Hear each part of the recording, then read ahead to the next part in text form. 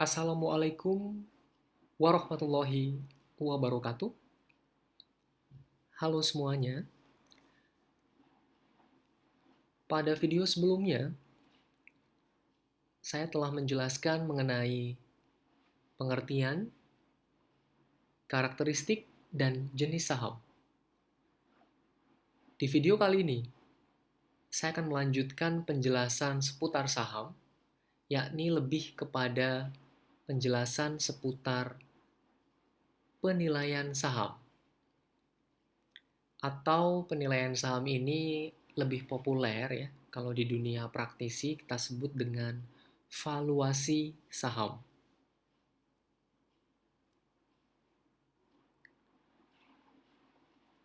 Pada saat kita akan berbicara tentang penilaian saham, ada 3 jenis nilai yang perlu kita ketahui. Yang pertama adalah nilai buku atau book value. Yang dimaksud dengan nilai buku atau book value adalah nilai yang dihitung berdasarkan pembukuan perusahaan penerbit saham atau emiten. Jadi bagi perusahaan yang menerbitkan saham, kalau kita ingin menentukan atau mengetahui nilai bukunya, kita bisa melihat dari laporan keuangan perusahaan yang bersangkutan. Dan kalau kita ingin mengetahui nilai buku atau book value dari suatu emiten, kita bisa menghitungnya dengan cara membagi total ekuitas dibagi dengan jumlah saham yang beredar pada suatu periode. Hasil bagi antara total ekuitas dengan jumlah saham yang beredar, nah itulah nilai buku atau book value dari suatu saham. Yang kedua adalah nilai pasar atau market value. Nilai pasar adalah nilai saham di pasar. Kita bisa mengetahui nilai pasar dari suatu perusahaan dengan cara melihat harga saham di suatu bursa efek ya. Misalkan kita di Indonesia, berarti kita bisa melihat nilai pasar suatu saham pada harga sahamnya yang diinformasikan pada bursa efek. Itulah nilai pasar suatu perusahaan. Kemudian yang ketiga adalah nilai intrinsik atau teoritis saham. Yang dimaksud dengan nilai intrinsik adalah nilai saham yang sebenarnya atau seharusnya terjadi. Nah, di pertemuan atau video ini, saya akan lebih memfokuskan kepada pembahasan mengenai nilai intrinsik saham. Jadi bagaimanakah menentukan atau menghitung nilai intrinsik dari suatu saham.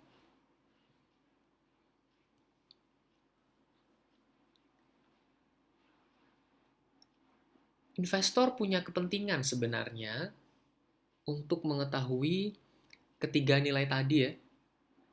Nilai buku, nilai pasar, nilai intrinsik. Karena investor bisa mendapatkan informasi penting dalam pengambilan keputusan investasinya.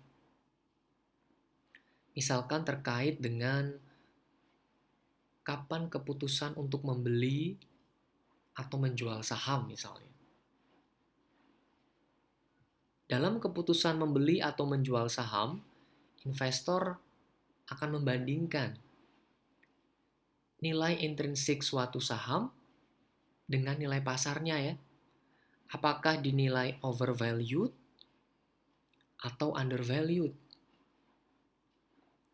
Semisal, jika nilai intrinsik suatu saham itu lebih besar dibandingkan dengan nilai pasarnya, ya, artinya saham itu dinilai undervalued, ya, dinilai lebih rendah. Nah, kalau kondisi seperti itu, maka investor jangan menjual saham itu. Investor perlu menahan saham tersebut. Dengan kata lain, kalau nilai intrinsik suatu saham itu lebih besar daripada nilai pasar, maka investor dianjurkan untuk membeli saham tersebut, ya. Karena lagi murah tuh kalau undervalued. Ya, jadi dengan membandingkan nilai intrinsik dan nilai pasarnya, investor akan mendapatkan informasi, ya, apakah mengambil keputusan membeli atau menjual.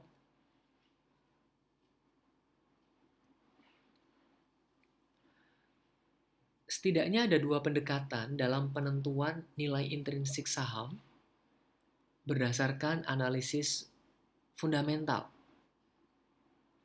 Ya, kalau kita bicara analisis fundamental pada penilaian saham, ini adalah jenis analisis yang salah satunya mendasarkan penilaian saham berdasarkan laporan keuangan. Pendekatan pertama yang bisa dilakukan adalah pendekatan nilai sekarang atau present value approach. Kemudian yang kedua adalah pendekatan rasio harga terhadap earning. Earning di sini adalah laba, ya. Atau lebih dikenal dengan istilah pendekatan price earning ratio atau PER.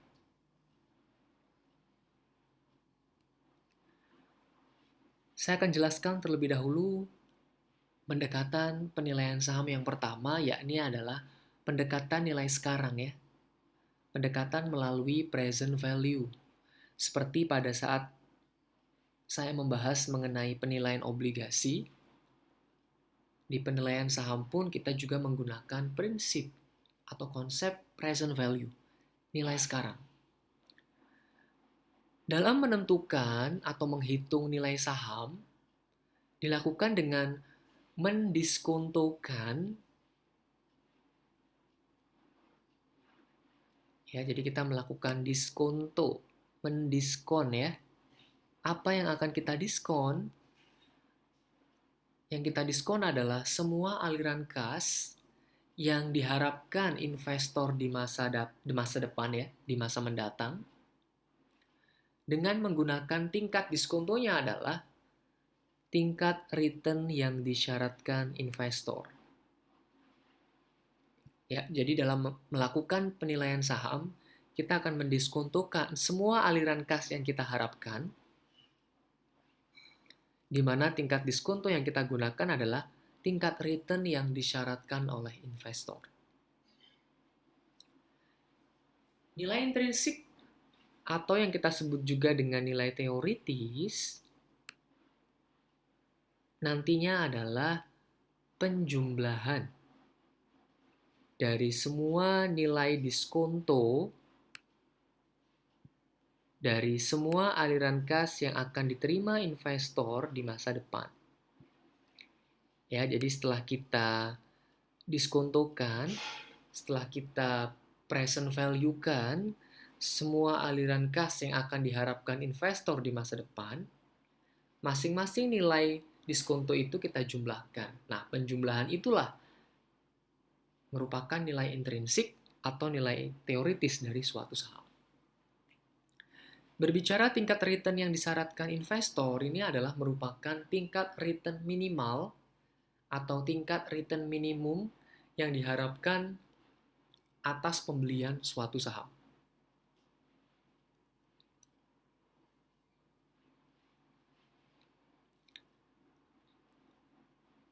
Di dalam proses penilaian saham dengan pendekatan nilai sekarang atau present value, ada beberapa proses atau tahapan yang perlu kita lalui. Yang pertama adalah estimasi aliran kas saham di masa depan ya. Jadi investor perlu mengestimasi atau menghitung berapa aliran kas saham yang akan diharapkan di masa depan. Kemudian tahapan kedua adalah mengestimasi tingkat return yang disyaratkan. Jadi berapa tingkat return yang disyaratkan pada suatu saham di masa depan. Ya, tingkat return minimalnya berapa?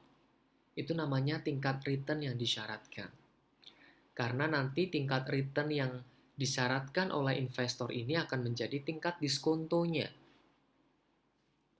Kalau kita sudah menentukan tingkat return yang disyaratkan, yang ketiga adalah mendiskontokan setiap aliran kas ya. Jadi setiap aliran kas yang kita estimasi di tahapan pertama, kita perlu diskontokan. Ya, tingkat diskonto yang kita gunakan adalah tingkat return yang kita syaratkan pada tahapan kedua. Tahapan keempat, nilai sekarang setiap aliran kas tersebut ya. Jadi masing-masing nilai sekarang dari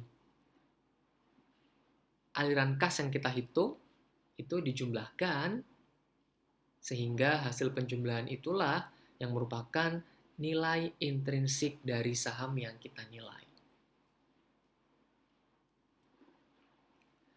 Secara grafik, setidaknya seperti ini, proses penentuan nilai sekarang dari suatu saham ya. Jadi misalkan ini adalah tahun ke-0, kemudian investor mengestimasi ini adalah cash flow, CF ini adalah cash flow atau aliran kas yang diharapkan. CF1 berarti cash flow di tahun pertama, ini cash flow tahun kedua, kemudian ini CFT adalah cash flow atau aliran kas yang diharapkan pada periode T ya. Kemudian CFN ini adalah cash flow pada tahun yang terakhir gitu ya.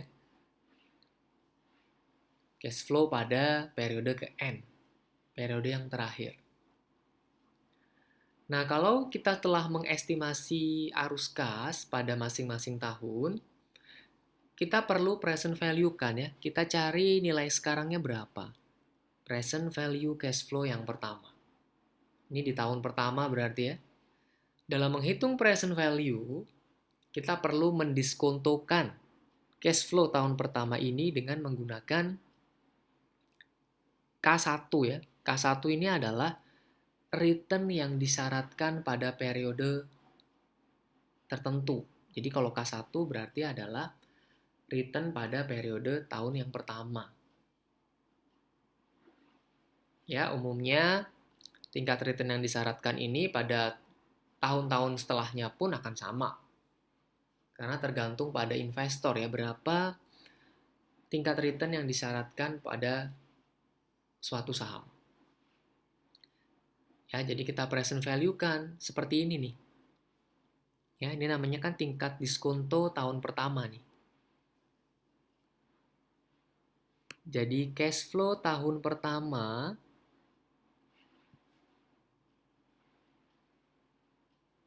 kita present value kan ya, kita cari nilai sekarangnya dengan cara cash flow tahun pertama kita bagi dengan 1 ditambah K1.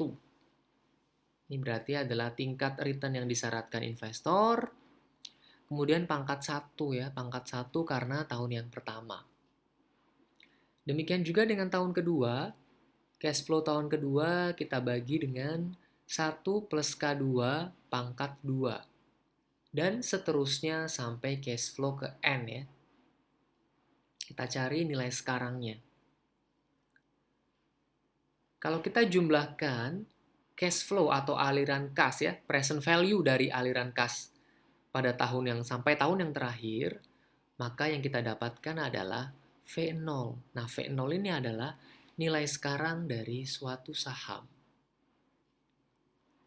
Ya, jadi dengan menggunakan konsep present value atau nilai sekarang, kita cari nilai sekarang dari aliran kas tahun pertama sampai tahun yang terakhir, kemudian kita jumlahkan, nah itulah nilai saham yang bersangkutan ya. Secara lebih simple atau sederhana rumusnya seperti ini. Kita cari cash flow ya, diskonto cash flow pada T atau pada periode tahun yang pertama sampai tahun yang ke-N. Ini secara visual ya. Kalau kita ingin menentukan nilai saham dengan nilai intrinsik saham dengan metode nilai sekarang atau present value.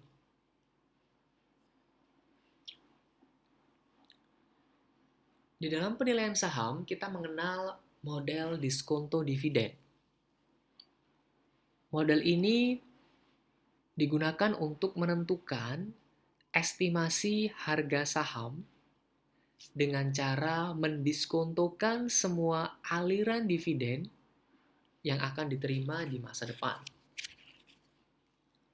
Ya, jadi yang didiskontokan, yang kita diskon adalah aliran dividennya. Secara matematis, perumusan modelnya adalah seperti yang tampak di layar, yakni P0, ini ada lambang topi ya, jadi saya nyebutnya P0 topi. P0 topi ini adalah nilai intrinsik saham dengan model diskonto dividen. Ya. P0 topi ini kita dapatkan dengan cara kita diskontokan aliran dividen dari tahun pertama sampai tahun yang tak terhingga ya. Sehingga secara lebih sederhana seperti ini rumus P0 topinya. Kita cari diskonto dari aliran dividen pada tahun yang pertama sampai tahun yang tak terhingga. Ya, di mana K di sini adalah tingkat return yang disyaratkan. D adalah dividen yang akan diterima di masa depan.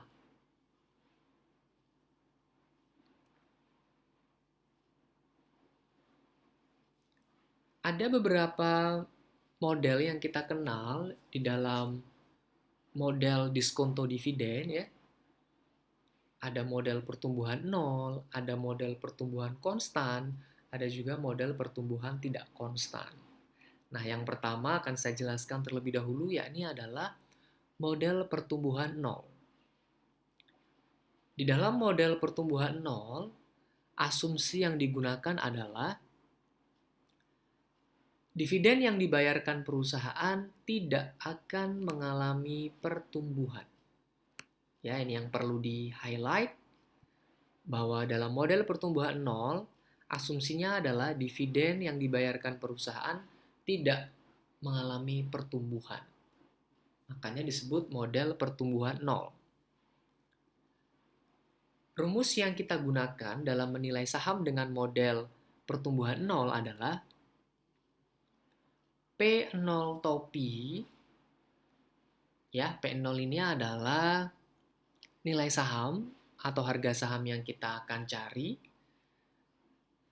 P0 topi adalah D0 ya. D0 ini adalah dividen yang akan diterima dalam jumlah konstan selama periode pembayaran dividen di masa depan. K di sini adalah tingkat return yang disyaratkan investor ya. Jadi dalam menentukan nilai saham cukup kita bagi antara dividen dengan tingkat return yang disyaratkan investor. Kita lihat contoh soalnya atau contoh kasusnya ya. Misalkan saham PT Cuan Tbk menawarkan dividen tetap sebesar Rp800. Ya, dividennya Rp800. Maka ini adalah D0-nya. Oke, dividen yang diharapkan di masa depan ya, di mana dividennya tidak tumbuh. Kemudian ada informasi berikutnya, tingkat return yang disyaratkan investor adalah 20%. Nah, maka 20% ini adalah K-nya, nilai K, tingkat return yang disyaratkan investor ya. 20% berarti 20 dibagi 100. Kalau kita tuliskan desimal, 20 dibagi 100 itu adalah 0,20.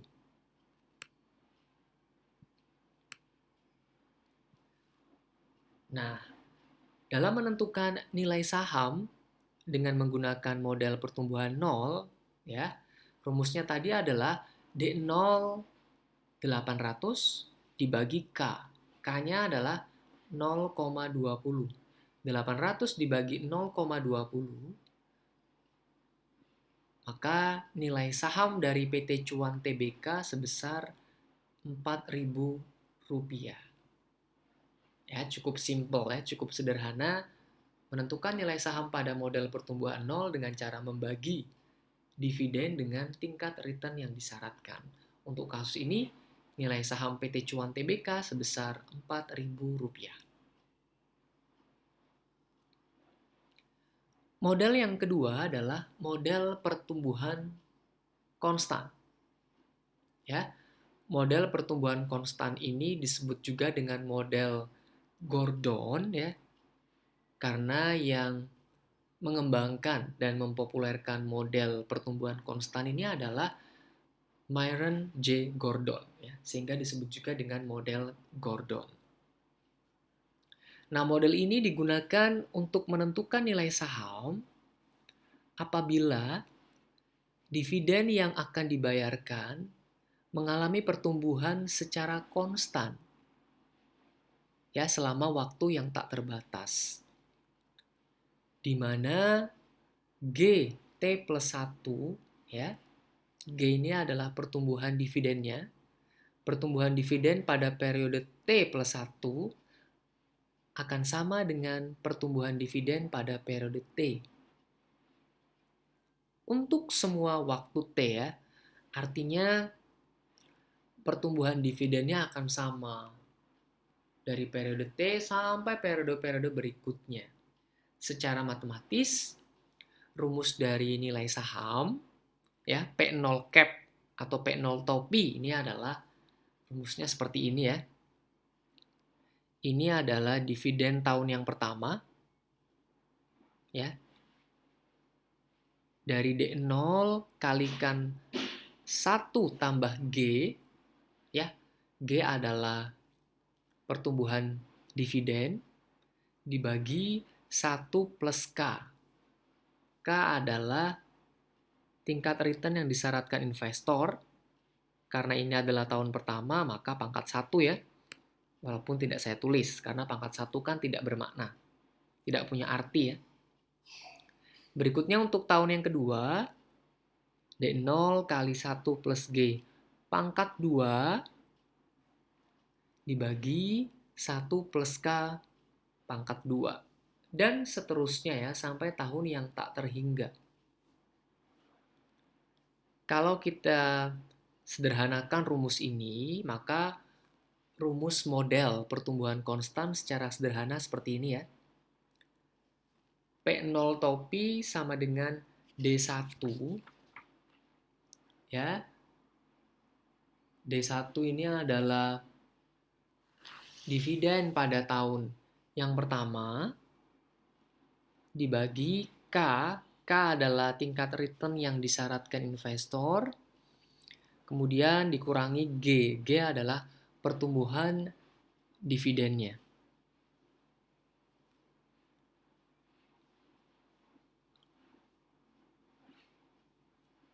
Kita lihat contoh kasusnya. Ya, misalkan PT XYZ membayarkan dividen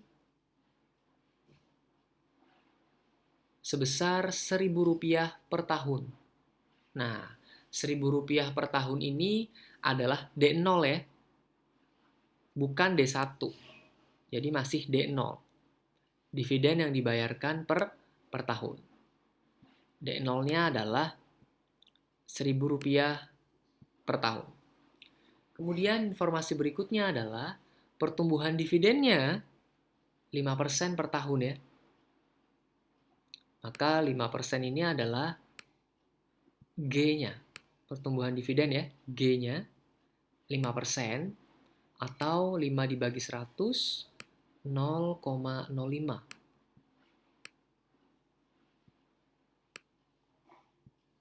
Oke. Kemudian tingkat return yang disyaratkan investor sebesar 15%. Ya, 15% ini adalah nilai K.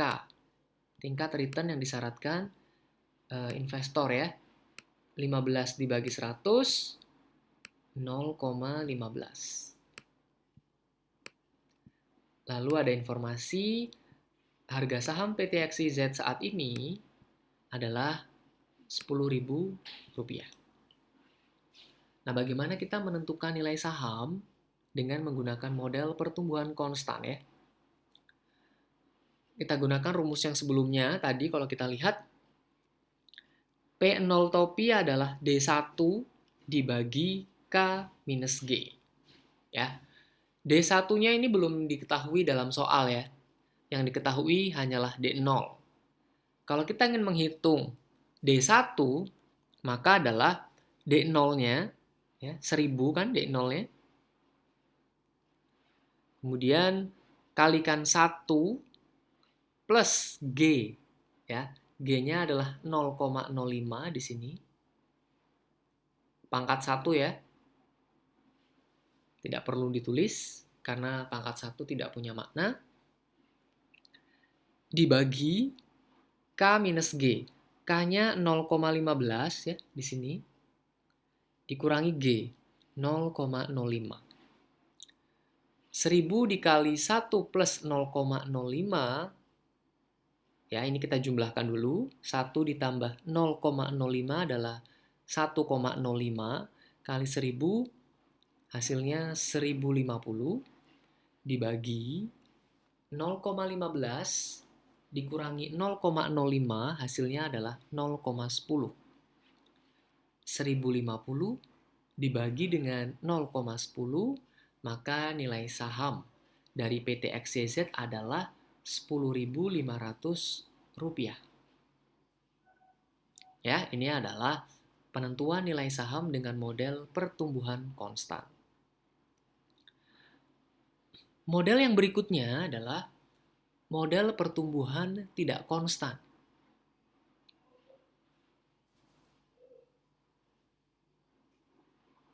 Ada kalanya perusahaan itu mengalami pertumbuhan yang sangat baik, jauh di atas pertumbuhan normal ya. Jadi kalau kondisi perusahaan itu sangat menjanjikan ya selama beberapa tahun, maka pertumbuhannya itu sangat baik ya, jauh di atas pertumbuhan normalnya. Namun lambat laun akan mengalami penurunan secara perlahan gitu ya. Jadi samalah kalau kita belajar tentang manajemen pemasaran ya, kalau kita belajar tentang daur hidup produk ya, kan daur hidup produk itu seperti ini setidaknya. Begitu juga dengan siklus pada perusahaan ya. Awal berdiri, pendahuluan, terus kemudian naik ya, bertumbuh sampai puncak. Ya, kemudian suatu saat juga akan mengalami penurunan. Jadi ini mungkin gambaran dalam menjelaskan model pertumbuhan tidak konstan ya. Misalnya satu perusahaan yang mengalami pertumbuhan fantastis ya, pertumbuhan tidak normal selama 5 tahun, mungkin bisa membayarkan dividen dengan pertumbuhan 20% per tahun ya selama 5 tahun pertama. Karena pertumbuhannya sedang sangat bagusnya. Sangat bagus sekali gitu ya. Sehingga bisa bayar dividen 20% di 5 tahun pertama.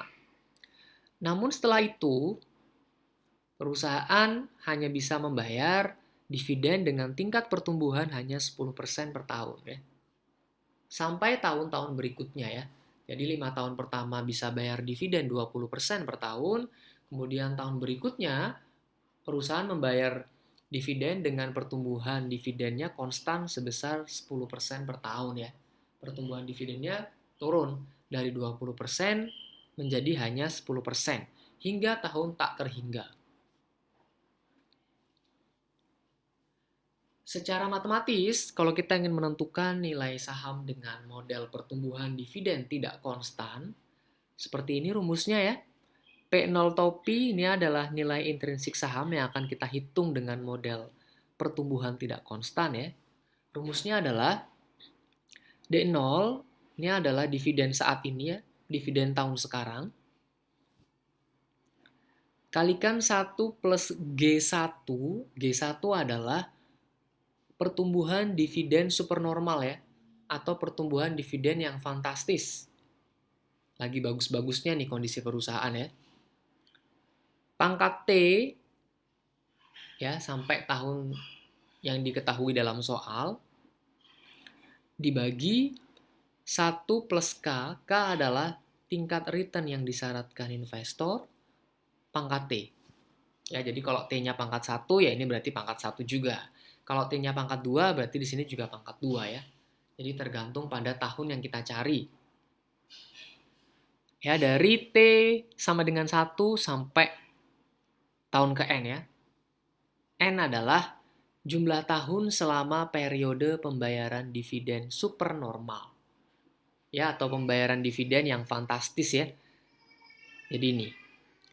Ini adalah kita hitung nilai sekarangnya sampai pembayaran dividen supernormal saja. Oke, kemudian kita tambahkan dengan DN. Nah, DN ini adalah dividen pada akhir tahun pertumbuhan dividen supernormal ya. Jadi kalau misalkan dividen supernormalnya itu adalah sampai tahun kelima, maka kita hitung nih D5. Ingat ya, DN adalah dividen pada akhir tahun pertumbuhan dividen supernormal. DN kalikan 1 plus GC. GC di sini adalah pertumbuhan dividen yang konstan ya. Berarti ini pertumbuhan dividen setelah tahun kelima ya. Kalau diasumsikan tadi pertumbuhan dividen supernormalnya 5 tahun pertama. Kemudian setelah 5 tahun pertama pertumbuhannya sebesar GC. Nah itulah pertumbuhan dividen yang konstan. Dibagi K minus GC kali 1 dibagi 1 plus K pangkat N ya. Nah ini kan present value-nya. Jadi ini kita cari nilai sekarangnya. Kita diskontokan dengan cara kali 1 dibagi 1 plus K pangkat N.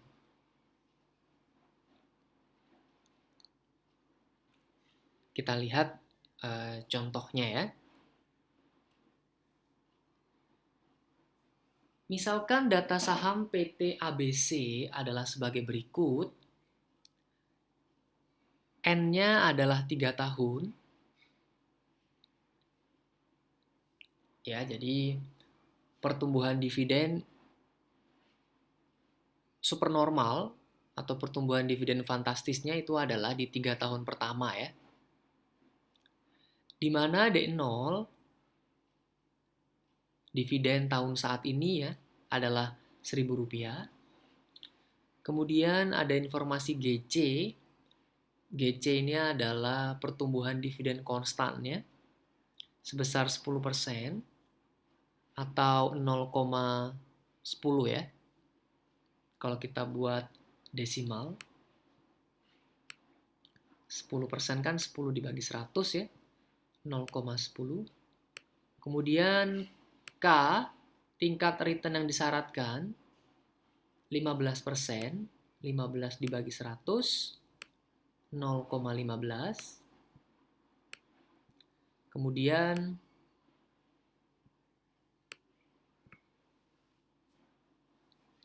ini tadi GC ya, pertumbuhan dividen konstannya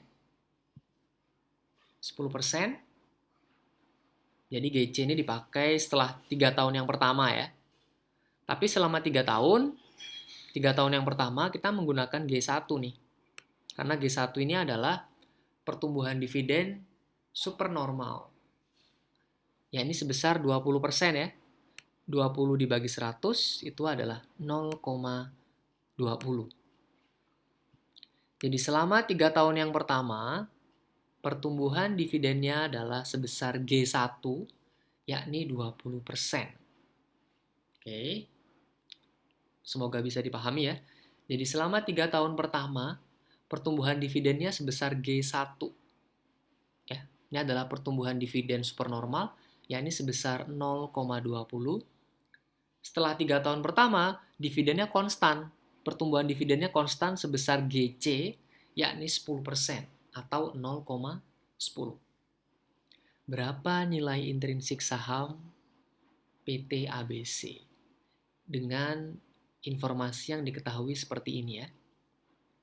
Ingat, GC 0,10, G1 0,20, D0 1000, K 0,15.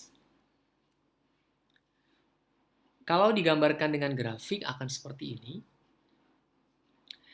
Nilai dividen tahun ke-0 atau tahun sekarang tadi diinformasikan adalah 1000 ya.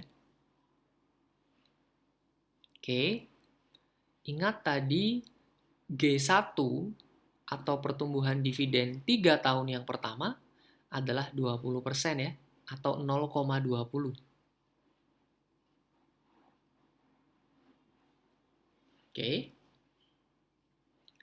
Kemudian GC ya, setelah 3 tahun pertama pertumbuhan dividennya menjadi 10% atau 0,10 sampai tahun yang tak terhingga.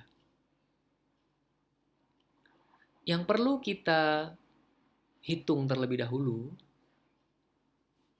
adalah kita tentukan dulu berapa besarnya D1 ya, dividen tahun pertama, dividen tahun kedua, dividen tahun ketiga, dan dividen tahun keempat.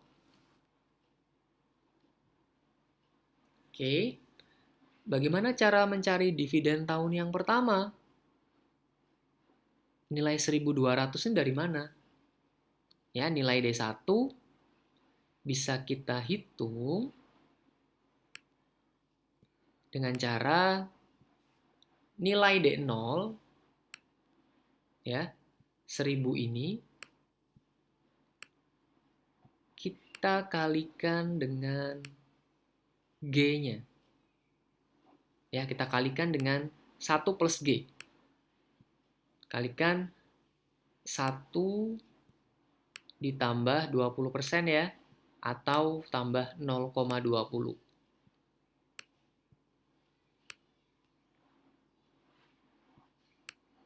Nah, 1 ditambah 0,20 kan 1,20 ya. Jadi kalau ini kita jumlahkan, 1 tambah 0,20 kan 1,2 ya.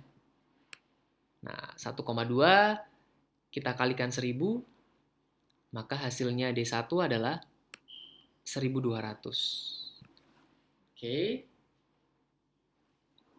Kemudian untuk D2, D3, dan D4 ya, cukup kita kalikan dividen tahun sebelumnya dengan kali 1,2 ya. Jadi misal D2 1440 ini didapatkan dari mana? Ya, didapatkan dari dividen tahun sebelumnya. 1.200 kalikan 1,2. Hasilnya 1.440. Kemudian untuk D3 sama ya. Berarti dividen tahun kedua ya, 1.440 ini kita kalikan 1,2. Hasilnya adalah 1.728.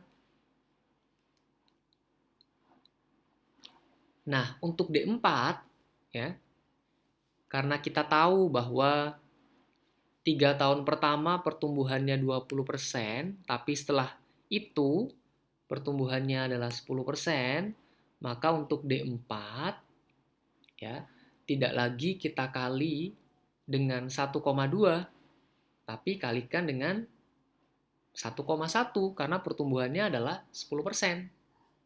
ya. Kita kalikan 1728 ini, ya kita kalikan D3 ini, 1728 kalikan dengan 1,1 ya. 1,1 dari mana? 1 tambah pertumbuhannya. 1 ditambah 0,10. 1,1 kan? Kalikan dengan 1728. Maka D4-nya adalah 1900,8. Oke, kalau kita telah menghitung D1, D2, D3, ini kita hitung dulu yang 3 tahun pertama dulu ya. Pertumbuhan dividen yang super normal. Kita sudah tahu nilai D1, D2, dan D3. Kita present value kan. Kita cari nilai sekarangnya. Tadi kita tahu ya, K-nya adalah sebesar 15% atau 0,15. Kalau kita ingin mencari nilai sekarang dari D1, D2, dan D3, bisa kita dapatkan dengan cara, ingat rumusnya. Dividen tahun yang bersangkutan dibagi 1 plus K. 1 tambah K ya, K-nya 0,15. Maka 1 tambah 0,15 adalah 1,15. Maka untuk mencari present value dividen tahun yang pertama, kita bagi 1,15 pangkat berapa? Pangkat 1. Karena ini adalah tahun yang pertama. Hasilnya 1200 dibagi 1,15 pangkat 1, hasilnya adalah 1043,48. Lalu kalau kita ingin mencari present value D2, maka 1440 ini kita bagi dengan 1,15 pangkat 2. Karena tahun kedua. Begitu juga dengan D3. Kita bagi dengan 1, kalau kita ingin mencari present value dari D3 ya, kita bagi dengan 1,15 pangkat 3. Nah, ini present value untuk dividen tahun kedua, ini present value untuk dividen tahun ketiga.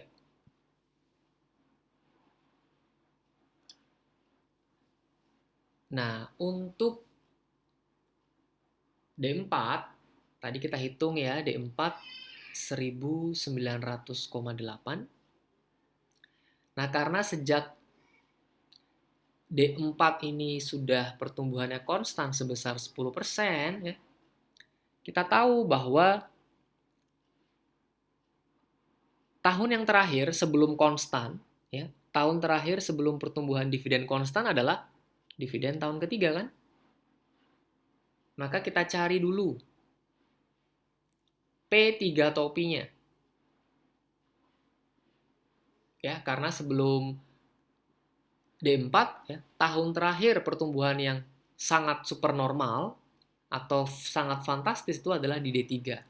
Kita cari P3 topi dengan cara membagi D4 ya, 1900,8 ini dibagi dengan K minus GC. K-nya 0,15 ya, tingkat return yang disyaratkan investor, dikurangi GC. Nah, GC di soal tadi adalah 10%. Ya. Atau 0,10. Maka P3 topi ini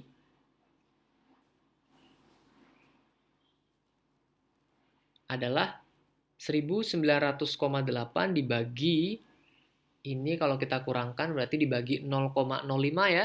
Hasilnya adalah Rp38.016. Nah, ini adalah nilai P3 topi ya. Ini adalah nilai sekarang. Belum nilai sekarang ya. Ini adalah nilai dari semua aliran dividen selama pertumbuhan konstan nih. Karena setelah ini Ya, setelah tahun ketiga ini adalah nilai konstannya. Karena mulai tahun keempat ya, pertumbuhan konstan sebesar 10%. Nah, nilai ini ya, ini adalah nilai semua aliran dividen selama pertumbuhan konstan perlu kita present value kan. Ya, tapi ingat, present value-nya adalah kita bagi dengan 1,15 ya. Karena K-nya adalah 15% atau 0,15 ya. 1 tambah 0,15 adalah 1,15 ya. Sama dengan yang tahun-tahun sebelumnya. Menghitung nilai sekarangnya dari aliran dividen selama pertumbuhan normal ini kita bagi dengan 1,15. Nah, pangkatnya bukan pangkat 4 ya, tapi pangkat 3. Karena tahun ketiga itu adalah tahun terakhir di mana pertumbuhan dividennya fantastis ya. Jadi di pangkatnya adalah pangkat 3. Pangkat tahun terakhir sebelum pertumbuhan konstan. Oke, 38.016 dibagi 1,15 pangkat 3, nilai sekarangnya adalah 24.996,14 rupiah. Nah, nilai sekarang dari dividen tahun pertama, kedua, ketiga, sampai pertumbuhan konstan ini kita jumlahkan. Ya, kalau kita jumlahkan keempat angka ini, ya kalau kita jumlahkan, ya kita tambahkan keempat nilai present value ini, maka hasilnya adalah 28.264,66 rupiah. Nah, inilah nilai saham yang kita hitung dari kasus ini ya, dengan menggunakan model pertumbuhan tidak konstan.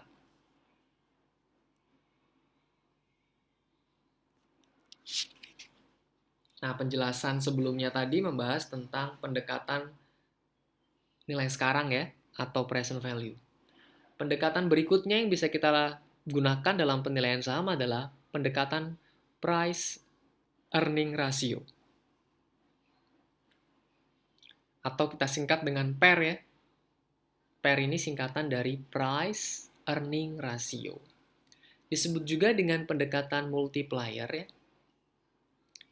Dengan pendekatan PER, investor bisa menghitung berapa kali atau multiplier dari nilai earning ya, nilai laba bersih ya, yang tercermin dalam harga suatu saham. Jadi berapa kali nilai laba itu atau nilai earning tercermin pada harga sahamnya. Rumus untuk menghitung PER adalah harga saham dibagi earning per lembar saham ya, dibagi laba per lembar saham.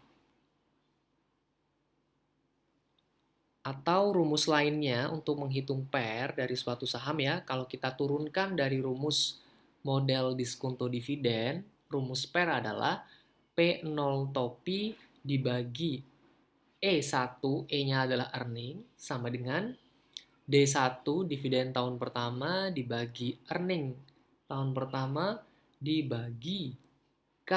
K adalah tingkat return yang disyaratkan investor dikurangi G. G adalah pertumbuhan. Ya, namun secara umum rumus PER yang umum adalah harga saham dibagi laba per lembar saham. Contohnya misalnya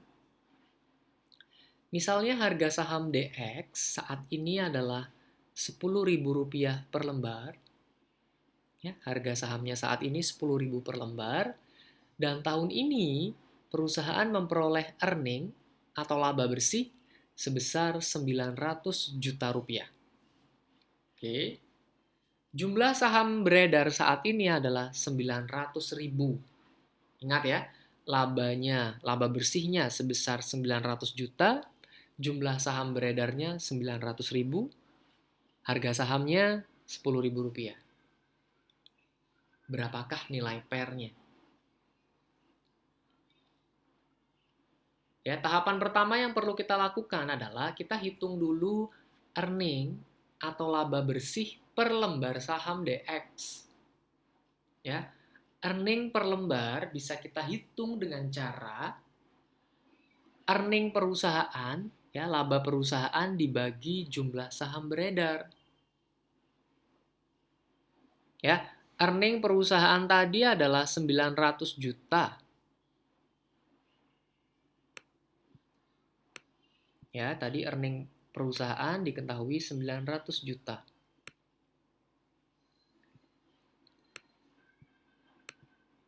Dibagi jumlah saham beredar, ya. Jumlah saham beredar di contoh tadi 900.000. Oke, 900 juta kita bagi dengan 900.000, maka earning per lembar saham DX adalah 10.000 per lembar saham. Ya, earning per lembar itu sering disebut dengan istilah EPS, ya. Earning per share. Laba per lembar sahamnya adalah 1.000. Itu baru EPS, ya, bukan PER, ya. Baru laba per lembar saham. Setelah kita menghitung EPS atau earning per lembar, kita bisa menghitung nilai pairnya dengan cara harga saham tadi Rp10.000, ya, di soal dibagi dengan earning per lembar sahamnya dibagi dengan 1.000. 10.000 dibagi 1.000, maka pairnya adalah 10 kali. Apa maknanya? Apa interpretasi pair itu 10 kali, ya? Maknanya adalah untuk memperoleh Rp1 dari earning atau laba perusahaan DX, maka investor harus membayar Rp10. Nah, itu adalah makna atau interpretasi per 10 kali, ya. Artinya untuk memperoleh Rp1 laba perusahaan DX, investor harus membayar Rp10. Ini dengan pendekatan pair, ya. Kita lanjut dengan pendekatan penilaian saham yang lain. Pendekatan berikutnya bisa dengan menggunakan rasio harga dibagi nilai buku, ya. Atau lebih dikenal dalam penilaian saham price to book value, disingkat PBV.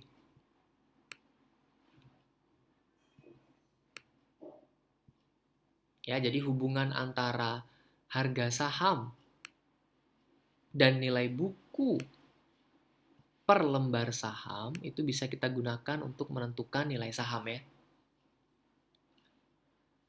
Rasio PBV atau price to book value ini banyak digunakan untuk menilai saham-saham pada sektor perbankan. Hasil penelitian menunjukkan bahwa saham-saham yang memiliki rasio PBV rendah akan menghasilkan return yang secara signifikan lebih tinggi dibandingkan saham-saham yang punya rasio PBV tinggi, ya. Itu beberapa kesimpulan dari hasil penelitian sebelumnya bahwa saham-saham yang punya PBV rendah, dia akan menghasilkan return atau tingkat pengembalian yang justru lebih tinggi daripada saham-saham dengan PBV yang tinggi. Pendekatan saham yang lain, ya, pendekatan penilaian saham yang lain bisa menggunakan rasio harga dibagi aliran kas. Ya, artinya pendekatan ini tidak lagi mendasarkan diri pada earning perusahaan, ya, pada laba perusahaan, tapi lebih mendasarkan diri pada aliran kas, ya. Karena rasionya didapat dari harga saham dibagi aliran kas perusahaan. Di dalam pendekatan rasio harga dibagi aliran kas ini, ya, investor bisa menggunakan informasi rasio harga dibagi aliran kas sebagai pelengkap dari informasi pair, ya. pelengkap dari informasi price earning ratio. Ya, karena apa? Data aliran kas perusahaan itu bisa memberikan pemahaman yang lebih dalam bagi investor tentang perubahan nilai saham yang akan terjadi di periode-periode berikutnya. Ya, jadi rasio harga dibagi aliran kas ini sebagai pelengkap informasi dari pendekatan PER. Kalau PER tadi harga dibagi laba perusahaan, untuk pendekatan yang terakhir ini kita bagi rasio harga dengan aliran kas perusahaan.